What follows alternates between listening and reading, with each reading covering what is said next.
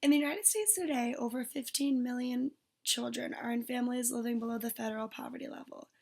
And every year in this country, 1.3 million students drop out of high school. Low-income students fail to graduate high school at a rate 5 times that of middle-income students and at a rate 6 times that of high-income students. So children with similar abilities and willingness to learn should be granted the same educational prospects regardless of their socioeconomic class.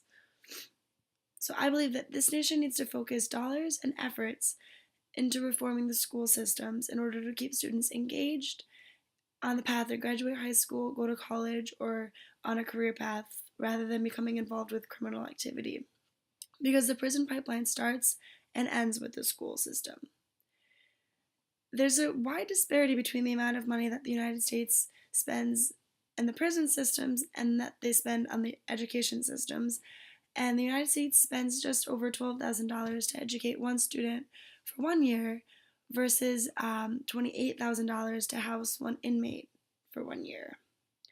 So if the United States made the investment into schools that they're making into the prison industrial complex, there would be a return of decreased levels of criminal activity, heightened economy, and just life-changing impact on the individual themselves.